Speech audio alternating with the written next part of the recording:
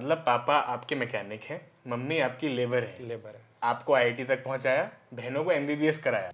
Mummy papa ने ये सोच लिया था कि हाँ इनको कुछ बनाना है, तो क्या बनाना है ये कुछ फिक्स नहीं था, बट ये फिक्स था कि हाँ आगे की जर्नी में पैसे लगने वाले हैं। तो उन्होंने स्टार्टिंग से सेविंग करना स्टार्ट कर दिया था, ठीक है। लेकिन जब वहाँ पे गया तब मुझे लगा कि हाँ मुझे बिल्कुल समझ ही नहीं आ रहा है क्योंकि टेक्निकल वर्ड्स और ये सब देख के। अच्छा, फिर आपने इंग्लिश मीडियम क्यों नहीं चुना, राजेंद्र नगर क्यों नहीं गए? हाँ, मैंने इंग्लिश मीडियम इसलिए नहीं चुना क्योंकि मेरे पास उस टाइम 2 ऑप्शन थे, एक तो हिंदी का, एक इंग्लिश का। सीरियस एस्पिरेंट है अगर हिंदी मीडियम से कोई, उसको सिर्फ सिलेबस कवर करने में कम से कम 2.5 साल लग जाते हैं, और जबकि इंग्लिश मीडियम वाले में उतना ही सिलेबस कवर करने में करीब 12-13 महीने। सही टाइम पे ब्रेक भी लेना चाहिए और सही टाइम पे टाइम क्विट पे भी करना चाहिए। ये नहीं हो पाता है। हाँ, ये नहीं हो पाता है। जी नगर ना हिंदी मीडियम वालों का गढ़ है। आज जो भाई मिले हैं ना, ये राजस्थान से हैं। बहुत इंस्पायरिंग इनकी स्टोरी है। इन्होंने अभी मेंस लिखा है, इसलिए मान गए जनता सीरीज़ के लिए, वरना मानते नहीं हैं बच्चे। लेकिन अब इनसे ही बात करेंगे, इनकी स्टोरी समझिए, और बहुत इंस्पायरिंग है, बहुत अच्छा लगेगा इनका वर्जन जान के। तो मिलते हैं, चलते हैं, चलो। हाय रोशन, कैसे हो? मुखर्जी नगर हम आ चुके हैं और यहाँ पे स्टोरी है रोशन की। रोशन आते हैं भीलवाड़ा राजस्थान से। भीलवाड़ा राजस्थान की वस्त्र नगरी है, राजस्थान की इकोनॉमी का बहुत बड़ा पार्ट है। रोशन की स्टोरी ना बहुत इंस्पायरिंग है, रोशन ही बताएंगे। रोशन आईआईटीएन भी हैं, अभी इन्होंने मेंस लिखा है, फर्स्ट मेंस लिखा है। थोड़े फ्री थे तो पकड़ लिया मैंने इन्हें, वरना देते नहीं इंटरव्यू भी। रोशन, पहले तो ये बताओ, भीलवाड़ा में राजस्थान बोर्ड से शुरू करके आईआईटी तक की क्या स्टोरी थी? जेई तक तो ये स्टोरी थी कि मैंने टेंथ और ट्वेल्थ अपने 12th तक सरकारी स्कूल से किया था। फिर जैसे कि जब मैं 12th में था तो मेरे एक टीचर थे, भानुजी सर। ठीक है। तो उन्होंने मुझे आईआईटी के बारे में बताया, उसको लेके थोड़ी इंस्पिरेशन दी कि हाँ इसको क्लियर करना चाहिए तुम्हें भी। तो फिर मैं कोटा चला गया। कोटा से मैंने कोचिंग किया 1 साल, और 1 साल की कोचिंग के बाद मैंने एग्ज़ाम दिया। जेई मेंस निकला, जेई एडवांस निकला, और आईआईटी धनबाद मुझे आईआईटी आईएसएम, जो आईएसएम धनबाद है, वो हाँ, मिला। बिल्कुल, आईआईटी आईएसएम धनबाद 2015 में मेरा एडमिशन हो गया। अरे वाह। तो वो आप भीलवाड़ा में गवर्नमेंट स्कूल में पढ़ते थे। बिल्कुल। फाइनेंशियल कंडीशन कैसी थी? फाइनेंशियल कंडीशन में मतलब थोड़ा हम अंडर प्रिविलेज थे जी। उसमें। ये था कि पापा जो है वो मेरे फिटर है। फिटर मतलब? फिटर मतलब मैकेनिक, एक तरीके के मैकेनिक हो गए। हाँ, पापा मैकेनिक थे। पापा मैकेनिक, जो टेक्सटाइल मशीनें होती है उनको ठीक करते हैं। जी। और मम्मी जो मेरे है वो इंडस्ट्रियल वर्कर है, वो भी एक लेबर हो गई। हाँ वो लेबर है, बिल्कुल। और जो बहनें हैं मेरी, उनका भी बैकग्राउंड वही है, लेकिन अभी वो एमबीबीएस कर रहे हैं। बहनें आपकी एमबीबीएस कर रही हैं? हाँ, दोनों ही बहनें। मतलब पापा आपके मैकेनिक हैं, मम्मी आपकी लेबर है। लेबर है। आपको आईआईटी तक पहुंचाया, बहनों को एमबीबीएस कराया। बिल्कुल। एमबीबीएस कहाँ से कर रही हैं बहनें? मेरी बड़ी दीदी है, हाँ। तो वो अभी सरदार पटेल मेडिकल कॉलेज से कर रहे हैं। क्या बात है। बीकानेर, उनका फाइनल ईयर है अभी। जी। और जो छोटी बहन है वो लेडी हार्डिंग मेडिकल कॉलेज से, ये दिल्ली वाला लेडी हार्ट? दिल्ली वाला, तो वहाँ से वो एमबीबीएस कर रहे हैं। क्या बात है। ऐसे परिवार होते हैं जो शिक्षा पे इन्वेस्ट करते हैं। रोशन का वही परिवार है, मैकेनिक, लेबर। आप समझ सकते हैं कितना पैसा आता होगा उस परिवार में। मतलब जो आया बच्चों पे लगा दिया। बिल्कुल बिल्कुल, सारा वही हिसाब किताब था। सारा। अभी तक तो कुछ भी सेविंग नहीं है।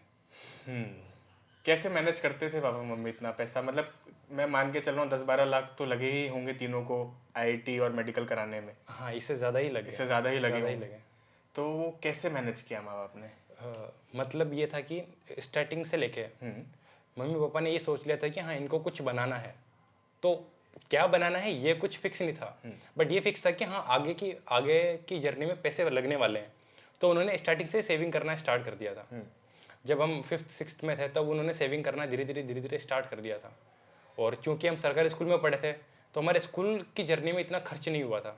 तो वो सारा जब पैसा इकट्ठा हो गया और थोड़ा बहुत उधार वगैरह लिया मम्मी ने, कुछ ज़मीनें थी पुश्तैनी वो बेची, और कुछ प्लॉट्स थे तो एक प्लॉट बेच दिया था।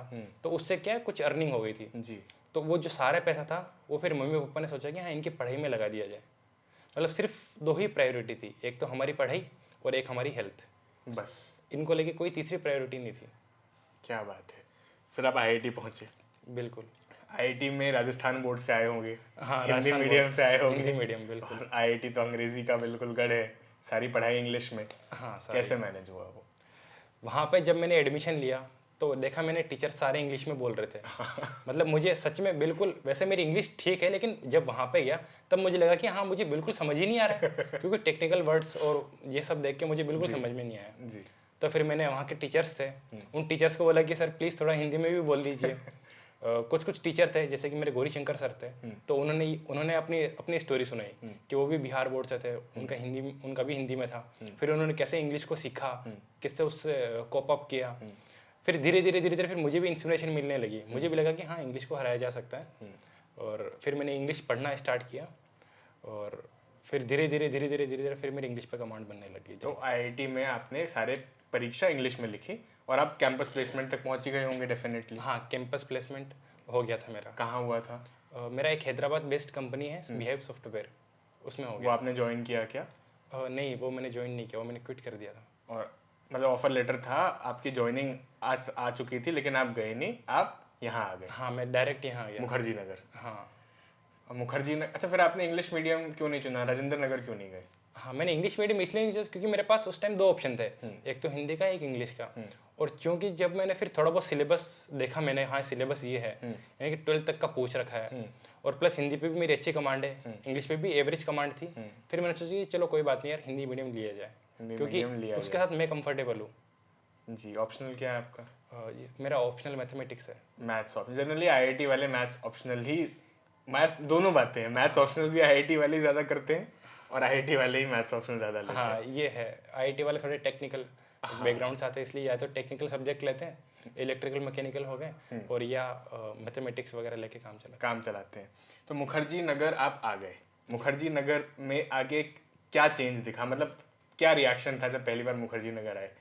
पहले तो जैसा कि मैं कोटा भी रहा था, हाँ। तो उस टाइम मैंने एग्ज़ाम का वो भी देखा था कि हाँ एग्ज़ाम फियर कैसा होता है, कैसे जो लोग भाग होते हैं वो पढ़ाई करते हैं। फिर यहाँ पे क्या थोड़ा बहुत डिफरेंस लगा मुझे। जैसे डिफरेंस मुझे ये लगा कि एक तो उस टाइम तो सारे बच्चे पढ़ाई कर रहे थे, यहाँ पे ऐसे कि सब लोग जैसे कि कोई अपने क्या कर रहा है, कोई अपने क्या कर रहा है, थोड़ी अदर एक्टिविटीज़ में भी वो इन्वॉल्व थे। तो फिर यहाँ पे आके फिर मुझे लगा कि हाँ सिर्फ किताबी कीड़ा बन के ही नहीं रहना, अपने थिंकिंग को डाइवर्स करना है, अलग अलग चीज़ें सीखनी है, बात करने का तरीका सीखना है लोगों से, कैसे सीनियर से इंटरेक्ट करते हैं, कैसे टीचर्स के साथ कम्युनिकेट करते हैं, आंसर वगैरह कैसे लिखना है, तो ये सब मतलब यहाँ पे आके ही सीखा। यूपीएससी की जर्नी अब तक कैसे रही है? यूपीएससी में तीसरा अटेम्प्ट, आपने पहली बार मेंस लिखा है इस बार? हाँ, इस बार मैंने तो पहली मतलब बार 3-4 साल तो आपने लगा दिए हैं इस प्रिपरेशन में। हाँ, मैंने 3 साल लगाए हैं करीब। 3 साल लगा दिए हैं। 3 साल कैसा रहा मतलब अब तक? 3 साल का ये था कि मैंने पहला प्रीलिम्स 2020 में दिया था। करेक्ट। उस टाइम मेरी तैयारी थोड़ी थोड़ी थी, थोड़ी थोड़ी नहीं भी थी, 80% सिलेबस में लगभग करके गया था। तो फिर मैंने सोचा कि हाँ चलो कोई बात नहीं, मतलब मेरा अटेम्प्ट देने का मन नहीं था 2020 में, लेकिन फिर मैंने सोचा कि चलो कोई बात नहीं, 80% सिलेबस हो चुका है, थोड़ा बहुत ऑप्शनल भी हाथ में है, तो दे दिया जाए। मैंने दिया था, तो उस टाइम मेरे 4 नंबर कम रह गए थे, प्रीलिम्स में मेरा नहीं हुआ था लेकिन फाइनली। ठीक है। और तो फिर मैं सोचा कि चलो अगली बार तो हो ही जाएगा। तो अगली बार फिर मैं थोड़ा ओवर कॉन्फिडेंट हो गया था। मैंने सोचा कि हाँ चलो यार अब तो इसको मैं निकाल ही लूँगा, और फिर मैंने ऑप्शनल पे उस टाइम बहुत अच्छे से किया, पकड़ लिया था। ऑप्शनल पे मैंने सोचा कि इसको जितना हो सके उतना अच्छे से कर लिया जाए। फिर मैंने सेकंड अटेम्प्ट में मैंने पूरा ऑप्शनल पे ध्यान दिया, ऑप्शनल अच्छे से किया। लेकिन चूँकि उस टाइम कोविड का टाइम था, तो कोविड के टाइम क्या मेरी स्ट्रेटेजी से बन नहीं पा रही थी जी, क्योंकि जो एक्सपेक्टेड प्रीलिम्स की डेट थी और जो एक्चुअल प्रीलिम्स की डेट थी उनमें करीब 4 महीने का डिफरेंस आ रहा था। तो वो 4 महीने मेरे अच्छे से यूटिलाइज नहीं हुए, और उसके कारण फिर मैंने सेकंड अटेम्प्ट भी 2 नंबर से रुक गया। फिर से प्रीलिम्स रह गया। हाँ, फिर से प्रीलिम्स रह गया। तीसरी बार तो आपने मेंस लिख ही दिया। हाँ, और अब रिजल्ट का वेट कर रहे हो। बिल्कुल। तो जो 3 साल आपने यूपीएससी में गुजारे, माँ बाप हम्बल बैकग्राउंड से हैं ऑफ कोर्स, तो कैसा उनका क्या रिएक्शन था कि वो नहीं कहते थे बेटा छोड़ दे, या तो आईआईटी की डिग्री या नौकरी कर ले कम से कम? हाँ, ये डिलेमा मेरे साथ उत्पन्न हुआ था जब मैंने ग्रेजुएशन किया था, और ग्रेजुएशन हो गया था, जॉब हाथ में थी। तो उस टाइम मतलब मैंने मम्मी पापा से पूछा कि मुझे क्या करना चाहिए। तो उन्होंने बोला कि अपने दिल की सुन, और जो तुझे अच्छा लग रहा है, जो तुझे करना है लाइफ में, वो कर। तो फिर मैंने अपने आप को भी समझाई कि नहीं यार, कि चलो थोड़ा सा इसमें भी प्रयास कर लिया जाए। थोड़ा सा उस टाइम फाइनेंशियल कंडीशन भी थोड़ी अच्छी हो गई थी, तो मैंने सोचा कि हाँ चलो इसमें भी थोड़ा प्रयास कर लिया जाए। तो फिर मैं इस जर्नी में आ गया। जर्नी में आप आ गए, और अब आप जब आ गए हो मुखर्जी नगर, तो मुखर्जी नगर में हिंदी मीडियम वाले एस्पिरेंट्स से ही मुलाकात ज़्यादा होती होगी। हाँ, कभी कभी ओल्ड राजेंद्र नगर भी आना जाना होता होगा, इंग्लिश मीडियम वालों को देख पाते होगे। हाँ, क्योंकि कुछ कुछ दोस्त इंग्लिश में भी प्रिपेयर कर रहे क्या डिफरेंस क्या दिख रहा है दोनों एस्पिरेंट्स के टर्म्स में अगर देखें तो? हैं। हाँ, देखो, डिफरेंस तो बहुत कुछ है। मतलब जो मैं चीज़ें फेस करता हूँ, क्योंकि इंग्लिश मीडियम में मटेरियल वगैरह काफ़ी ज़्यादा है। एक तो मटेरियल ज़्यादा है, और दूसरा ये है कि उनके पास क्या है, सोर्सेस भी काफ़ी ज़्यादा अच्छे हैं, क्वालिटी कंटेंट है। यहाँ पे मतलब यहाँ पे भी है, लेकिन मैं उस लेवल का नहीं है, क्योंकि आफ्टर ऑल कंपटीशन तो इंग्लिश मीडियम वालों से ही करना है। हिंदी मीडियम और इंग्लिश मीडियम मिला के करीब 95% एस्पिरेंट को कवर करते हैं ये। राइट। हाँ, तो कंपटीशन तो इंग्लिश मीडियम के साथ ही करना है। तो कंटेंट की क्वालिटी और क्वांटिटी, इन दोनों में कहीं ना कहीं हम लैग करते हैं। लैग करते हैं। और प्लस करंट अफेयर में भी लैग करते हैं, क्योंकि कोई एक बढ़िया सा अच्छा सा न्यूज़पेपर नहीं है। जैसे कि मुझे भी अगर न्यूज़पेपर पढ़ना होता तो है हिंदू एक्सप्रेस ही पढ़ना तो हिंदू एक्सप्रेस ही पढ़ना होता है, तो उसमें मेरे 3-4 घंटे निकल जाते हैं। और आपके निकल जाते जबकि आप आईआईटी से करके आए। हाँ, जबकि मैं करके आया हूँ। जो कोई पृष्ठभूमि गांव से आ रहा है, हिंदी बैकग्राउंड से ही आ रहा है, वो तो कितने घंटे न्यूज़पेपर में ही बर्बाद कर देता होगा। हाँ, बिल्कुल। जो और अधिकांश तो न्यूज़पेपर पढ़ते भी नहीं है, और क्योंकि जब तक न्यूज़पेपर नहीं पढ़ेंगे तब तक करंट के बारे में इतना पता ही आइडिया नहीं लगेगा चलेगा। नहीं। हाँ, तो आप इंग्लिश मीडियम वालों से कम्पीट नहीं कर पाओगे। रोशन, एक चीज़ ये भी मैं देख रहा हूँ कि पिछले 5-6 सालों में हिंदी मीडियम से कोई बहुत बड़े टॉपर नहीं निकले हैं। अगर अभी इस साल एक्सेप्शन छोड़ दे रवि कुमार सिहाग को, उसके अलावा हिंदी मीडियम से कोई आईएएस नहीं बन रहा है पिछले 4-5 साल से। उनको नीचे रैंक मिल रही है। तो ऐसा आपको क्यों लग रहा है कि हिंदी मीडियम से रैंकर्स आईएएस क्यों नहीं निकल रहे हैं? हिंदी इसमें मतलब एक तो आपने बताया कि रिसोर्सेज का। हाँ, एक तो रिसोर्सेज का है। हाँ जी। दूसरा है कि मतलब मैं कहीं ना कहीं इसको एक वो फैक्टर भी देता हूँ, मेंटल फैक्टर, जी। कि हाँ चलो, पहले से थोड़ा इन्फीरियरिटी कॉम्प्लेक्स आता ही है कि हाँ इंग्लिश मीडियम वाले हमसे आगे हैं, उनके पास बहुत कुछ है, हमारे पास नहीं है। एक कहीं ना कहीं वो रीज़न भी है। क्यों ये आप में भी आता है, जबकि आप आईआईटी से हैं, आप जैसे बच्चों में भी आएगा, क्योंकि आईआईटी से भी बच्चे आते हैं ना हिंदी मीडियम में। हाँ, बिल्कुल। तो क्या उनमें भी होता है ये? हाँ, मतलब मैं तो अपने आप को सेल्फ मोटिवेटेड रखता हूँ कि हाँ, कि नहीं, कि हम कर सकते हैं, बिल्कुल कर सकते हैं, हो जाएगा। हम इतना किसी से कम थोड़ी ना है। हाँ, हम किसी से कम थोड़े ही है। तो उस हिसाब से मतलब मैं तो अपने आप को मोटिवेटेड रखता हूँ। बाकी हाँ, बिल्कुल, ये जो इन्फीरियरिटी कॉम्प्लेक्स है ये काफ़ी है। मतलब मेरे कुछ दोस्त भी है जो नॉन आईआईटी बैकग्राउंड से हिंदी मीडियम में एग्ज़ाम लिख रहे हैं, तो वो उनका रहता है कि हाँ वो इंग्लिश से कैसे करेंगे, क्योंकि मेंस में तो कंपलसरी इंग्लिश का पेपर है ही, उसको कैसे लिखेंगे। उसके लिए वो एक्स्ट्रा 3 महीने 4 महीने कोचिंग की क्लासेस लेते हैं। तो कहीं ना कहीं उनको पढ़ना बहुत ज़्यादा है। मतलब मैं ये कह रहा हूँ, अगर सीरियस एस्पिरेंट है अगर हिंदी मीडियम से कोई, उसको सिर्फ सिलेबस कवर करने में कम से कम 2.5 साल लग जाते हैं। और जबकि इंग्लिश मीडियम वाले में उतना ही सिलेबस कवर करने में करीब 12-13 महीने 14 महीने इतने में आधा टाइम लगेगा उन्हें। बिल्कुल, उन्हें लगभग आधा टाइम लगता है। तो ये उनको क्या सपना छोड़ देना चाहिए? गाँव से जो हिंदी मीडियम से आ रहे हैं उनको मान लेना चाहिए आईएएस आईपीएस उनके लिए नहीं है, यूपीएससी डिस्क्रिमिनेट कर रहा है? क्या यूपीएससी डिस्क्रिमिनेट कर रहा है उन्हें? मतलब मुझे ऐसे लगता तो नहीं, लेकिन जब मैं थोड़े फैक्ट वगैरह देखता हूँ तो मुझे लगता है कि हाँ, कहीं ना कहीं यूपीएससी थोड़े से लैग डिस्क्रिमिनेट कर रहा है ना हिंदी मीडियम वालों को। कहीं ना कहीं थोड़ा बहुत कह सकते तो हैं। क्या यूपीएससी डिस्क्रिमिनेट कर रहा है या उनके लिए रिसोर्सेज ही नहीं है? क्या बातें हैं? हाँ, एक्चुअली क्या, देखो, प्रीलिम्स में कोई दिक्कत नहीं है क्योंकि पेपर सेम है, मेंस में भी कोई दिक्कत नहीं है, पेपर सेम है। इंटरव्यू में हम कह सकते हैं कि हाँ 5-10 नंबर का कहीं ना कहीं हो सकता है, थोड़ा सा वो हो, लेकिन चूंकि हमारे पास 2 मीडियम है, मतलब एग्जाम के जो 2 फेजेस है, प्रीलिम्स और मेंस, राइट, तो इसमें मतलब हमारे साथ कोई डिस्क्रिमिनेशन नहीं है। सही। लेकिन क्योंकि कंटेंट ही नहीं है हिंदी मीडियम के पास, कंटेंट नहीं है, इतने अच्छे टीचर्स नहीं है, कोचिंग्स भी 2-3 कोचिंग्स को छोड़ दें तो मेजर कोचिंग्स मेजर कोचिंग्स को छोड़ दें तो इन कोचिंग्स के अलावा कोई बढ़िया कोचिंग भी नहीं है। और जो इंग्लिश मीडियम की बहुत बहुत अच्छी कोचिंग्स है वो हिंदी में पढ़ाते नहीं है। तो इन रीज़न के कारण हम प्रीलिम्स में और मेंस में कहीं ना कहीं रह जाते हैं। बाकी चूंकि इंटरव्यू बोर्ड होता है वो मेरे हिसाब से इतना ज़्यादा डिस्क्रिमिनेशन नहीं करते हैं। इंटरव्यू बोर्ड काफ़ी लिबरल होते हैं और काफ़ी ज़्यादा ऑब्जेक्टिव तरीके से इवेल्युएट करते हैं। रोशन, 3 साल बहुत बड़ा टाइम होता है यूपीएससी जर्नी में भी। एक इतना टाइम तो होता है कि आप समझ चुके हो यूपीएससी प्रिपरेशन क्या है। तो यूपी, बिहार, राजस्थान जो हिंदी बेल्ट से लोग आ रहे हैं उनके लिए क्या मैसेज देना चाहते हैं आप? वो इस एग्ज़ाम को आईएएस बनने को राजेंद्र नगर या मुखर्जी नगर आके कैसे देखें? उनके लिए कुछ मैसेज दे दीजिए आप। हाँ, उनके लिए देखो, ये मेरा ये व्यक्तिगत तौर पे ये मैसेज रहेगा कि सबसे पहले आप जब आओ तब एक लक्ष्य लेके आओ कि हाँ मुझे आईएएस बनना है और मैं बन के ही जाऊँगा, क्योंकि डिस्ट्रैक्शंस काफ़ी हैं। और अडल्ट एज में तो वो डिस्ट्रैक्शन होनी है। काफ़ी ज़्यादा लगते भी है। तो उन सबसे दूर रहना है। जो लक्ष्य माइंडसेट आपका जो प्रिपरेशन से पहले था, प्रिपरेशन के बाद भी वही होना चाहिए और ड्यूरिंग प्रिपरेशन भी वही माइंडसेट होना चाहिए कि हाँ मैं आया हूँ इसी एग्ज़ाम के लिए आया हूँ, इस एग्ज़ाम को क्रैक करके ही जाऊँगा। तो 2 साल 3 साल आप जितना भी टाइम देते हो प्रिपरेशन को डेडिकेटेडली दो और एकदम अपना 100% लगाओ, क्योंकि ये एग्ज़ाम ऐसा है ना, अगर आपने 99% भी लगाया और आप अनसक्सेसफुल होने के उसमें काफ़ी ज़्यादा चांसेस है, तब तक जब तक कि आप अपना 100% ना लगाओ। बिल्कुल पूरी एनर्जी इस एग्ज़ाम के लिए लगा दो।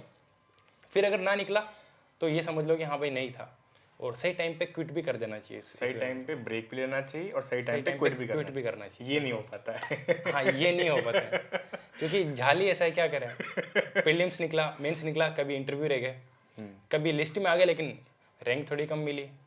तो जैसे आप तो आईआईटी से हो, आप तो कॉर्पोरेट सेक्टर चले जाओगे। हाँ, एक बैकअप क्या रख सकते हैं हिंदी मीडियम वाले लोग? आपको क्या लगता है उन्हें बैकअप तैयार रख के आना चाहिए, और क्या आपके अनुसार कोई बैकअप है जो वो रख सकते हैं? जो बीए करके आ रहे हैं सिर्फ आईएएस बनने मुखर्जी नगर, हाँ, उनको क्या करना चाहिए? जो जैसे मेरे व्यक्तिगत तौर पे तो ये है कि जो 21-22 साल के जो एस्पिरेंट्स यहाँ पे प्रिपरेशन करने आते हैं, उनके लिए मैं यही कहूँगा कि स्टार्टिंग के 2 साल 3 साल तो डेडिकेटेडली इस जर्नी को दीजिए और फल की चिंता मत करिए। आपका काम है कर्म करना, तो कर्म करते रहिए, फल की चिंता मत करिए। भाई हो ना हो अलग बात है, लेकिन 3 साल आप डेडिकेटेडली इस एग्जाम को दीजिए। और जब लगे कि हाँ कि चलो घर की फाइनेंशियल कंडीशन अच्छी नहीं है और ये आपको जॉब कर लेनी चाहिए, तो एक सही टाइम पे इसको थोड़ा सा ब्रेक ले लेना चाहिए और जॉब के साथ प्रिपेयर करना। हाँ, जॉब के साथ में आप प्रिपेयर कर सकते हो इसको। तो रोशन, बहुत अच्छा लगा आपसे बात करके, आपने मुझे समय दिया और आपने मेंस लिखा है। मैं ऑल द बेस्ट आपको। आपका मैथ्स ऑप्शनल है, हो सकता है आपका मैथ्स ऑप्शनल आपको पार करा दे, लेकिन हिंदी मीडियम का बिल्कुल चांस ना इतना डिमिनिश होता जा रहा है कि मुझे भी बहुत चिंता होती है जब मैं पर्सनली हिंदी मीडियम एस्पिरेंट्स को देखता हूँ। इतनी मेहनत करते मुखर्जी नगर में और बहुत पढ़ रहे हैं, बहुत कुछ पढ़ रहे हैं। जैसा रोशन भाई ने भी कहा, सोर्सेज नहीं है, न्यूज़पेपर तक नहीं है उनके लिए ऐसा कि जिस न्यूज़पेपर से पढ़ के वो एग्ज़ाम दे दें। जब हिंदी मीडियम से आके भी हिंदू और इंडियन एक्सप्रेस ही पढ़ना है, और हिंदू इंडियन एक्सप्रेस की लैंग्वेज भी नॉर्मल इंग्लिश की लैंग्वेज नहीं है, उसकी भी एडवांस इंग्लिश होती है, तो बहुत चैलेंजिंग हो जाता है इन लोगों के लिए। प्लस रैंकर्स नहीं आ रहे हैं 4-5 साल से, ये फैक्ट है। अगर एक रैंकर को आप चला रहे हो और उन्हीं के नाम पे मोटिवेशन कर रहे हो तो ये फैक्ट नहीं है। फैक्ट ये है कि हिंदी मीडियम से यूपीएससी अब रैंकर्स नहीं ज़्यादा प्रोड्यूस कर रहा है, और ये चिंता का विषय है एस्पिरेंट्स के लिए भी और यूपीएससी के लिए भी।